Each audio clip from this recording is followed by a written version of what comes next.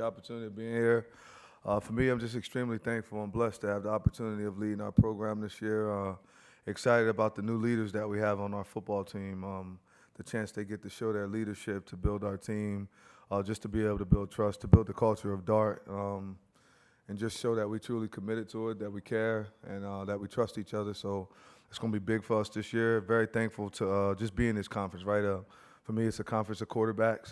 For us, having the opportunity right now of having two really good quarterbacks, right? Having a chance to compete, that means a lot to us. A bunch of preeminent players throughout this conference that are truly good and that can play on our football team and amongst the other teams. I think that we probably have the strongest non-conference schedule in the country, and being able to have that, being able to compete week in and week out, you'll just see a conference full of competitive guys, competitive coaches. I think we have some of the better coaches in the conference that we get an opportunity to compete against, and I'm happy to just be the man that has a chance to lead this program out this season to see what we can do, right? To show guys that we'll be here to compete and to play some physical, tough football. Coach, thank you. We will start our microphones. We will go first row to your left, and why don't we just get our first two questions from there, please. Dan Tortora, wakeupcalldt.com. How are you, Coach? I'm doing well. How about yourself? Doing very well. You mentioned it in the open there that you have two quarterbacks willing to compete here in the fall.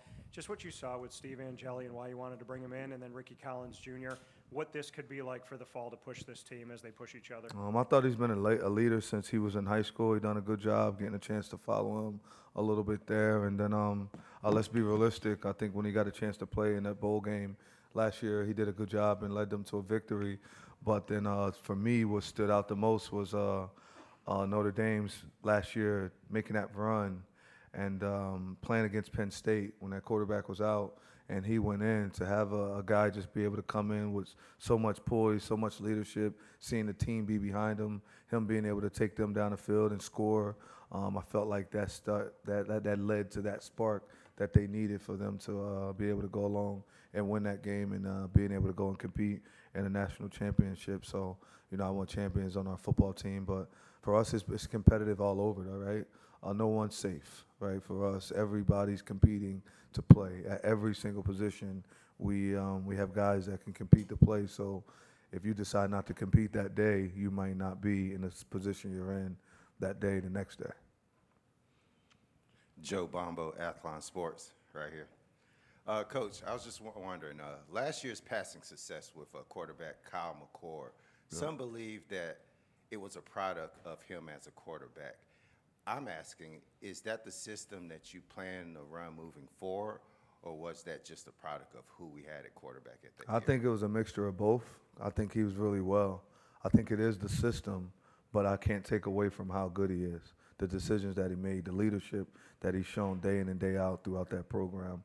Kyle McCord came and he set records for the ACC that haven't never been done. He's done that. He set records at the school at Syracuse, which have Hall of Famers that came there and played quarterback. So to say that it wasn't Kyle, that would be weird to not say that. So definitely it was Kyle. But if you go back and you check who Jeff Nixon is and what he's been doing for a long time, when he was at Baylor, the same system, the same thing went well and he did a good job. When he had an opportunity of taking over, being the offensive coordinator for the Carolina Panthers, the same thing happened, and he did a good job during his time.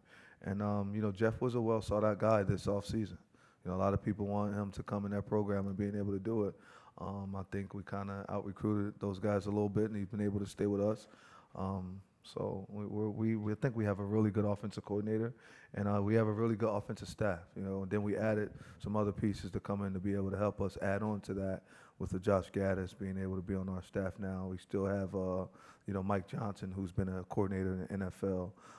You got Nunzio Campanelli, who's been a coordinator. So we have Jeff Nixon, who I think is the brains of the operation, but there's a lot of guys around him that help, that push. All the way down to a QC that can help us as young guys. So it's just what we do as a whole. It goes back to the beginning. I think that we're all committed, we care, and we trust each other. So when you got a group of men playing like that, you just see family, right? Coach, right side, hard right, about the fifth row. Hey, Coach Thomas Christopher from the League Winners. Speaking to multiple players at the Senior Bowl and Shrine Bowl last year, your message of dart, detailed, accountable, relentless, tough is consistently echoed by them just after 1 year. How does that feel to have a message that continues to impact players after their collegiate career, and how has that helped you on the recruiting trail? It's just consistency. I think anywhere that you see people that were successful, when you follow all of the great coaches that have coached this game of football, I think that they've all been consistent, right? And just being consistent. And when things go bad, they're able to still stick to those same core values. And we were able to do that through ups and through downs, and just always being able to stick to our core values. Core values mean everything to us. DART is how we want to live throughout our life, right? This isn't just what we say so everyone can like it and do it. It's how you want to live. If you're detailed, if you're accountable, relentless, and tough as a father, I think your wife will be pretty happy, right? I think your children will follow you. So you want to take these core values and be able to use them in life, and you could also use them in your faith, right?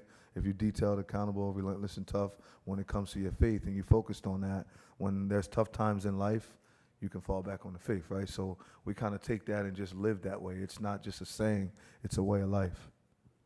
Coach, left side, third row, almost to the wall. Katrina Sacken, Sports and Culture Media. Coach, how are you? I'm blessed. How about yourself? Good. You won the Steve Spurrier First Year Coach of the Year award and led Syracuse to 10 wins for the first time in 6 years. What is the key to continuing the positive momentum that's developed amongst this program?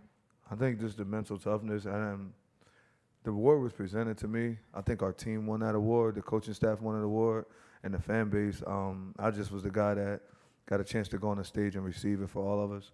But it's for us, it's a day-to-day grind, right? Mental toughness is to be where your feet are. So I feel like if daily, I just focus on the mission at task, right? And that'll eventually get us to what our ending goal is, which we want to be able to compete and play for a national championship. But just daily, I'm focused on being where my feet are. I'm locked in. Coach, right side, third row. Kenton Gibbs, Locked On ACC. First thing first, how is Jamie Trimble's progression and development been as he's expected to replace a definite dynamic playmaker in Arondé Gaston? And you talked about, keeping your wife and kids happy. Is the winners get washed thing still a thing with you as well, or is that something that's kind of going by the wayside? That was just something that I said. I mean, it just depends how you feel if you lose, right? For me, when you practice all week, you practice all week to win. You don't practice to lose. So when you lose, if you're okay with that, you know how they be like, well, as long as you did everything you could, you shouldn't worry about it. That's BS. I don't live by that, right? You lose, like you took a piece of like what I was working on that. So that means a lot. For Jamie's doing a really good job, but Arondé will be replaced by Dan Villari and then a bunch of other guys, right? So Dan's the guy that's going to step up into that role and be able to play that role, and he's working. I mean, Arondé is a guy, right? Arondé will never just be replaced by one person, but we feel when it comes to the work ethic, the mindset, the ability to make guys miss, to run after the catch, we think Dan Villari is the guy to step into that role and be able to do that, but he'll just also be assist, right? We think Jamie's doing a hell of a job. He's working his butt off. Anytime you see guys working at practice, you'll catch Dan and him together, right? So, they're doing a real good job together of being able to go and replace him. But Arondé will probably start in the NFL this year, so you just don't replace that guy with one person. But if we got to go off of who leads that room now, who's a leader on our offense, it's Dan Villari that's doing that. But Jamie's doing an outstanding job, and I think you guys will like the roles that you see him in this year when you watch him play a little bit of football. He'll be moving all over the field. Let's go back to Dan in the front row right in front of you.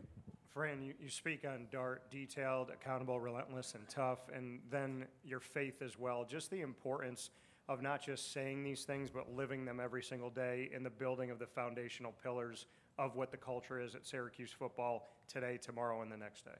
Yeah, I mean, faith is everything. That's why I'm standing here, right? Because of my, for me, it's my religion first, right? It's the man above that I push, and I think when you're trying to do that and you're trying to teach men that and teach young men that, they got to have a foundation, right? Because at some point, all of us in here are career women and men, and we're working extremely hard.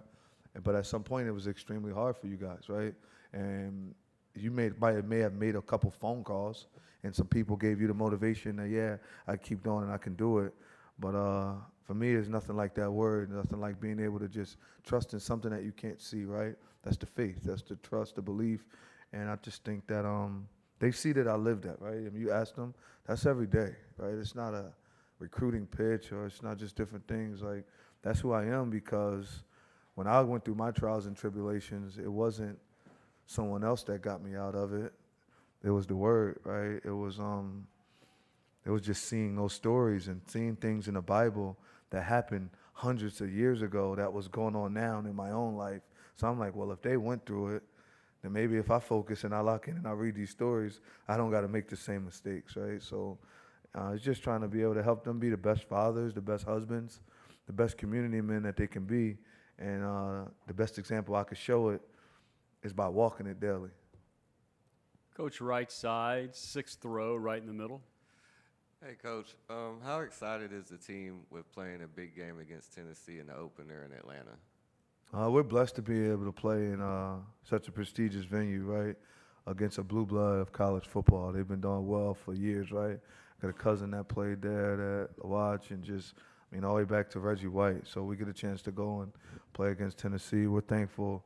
We're just thankful to be able to play in that venue. We're extremely happy to get the chance to go and play against Tennessee. They do a real good job. So our team's excited. We're thankful, but you know, the main thing's the main thing. We're trying to focus on, like today, you know, being able to, they're back there, they want to focus on the skull session, right?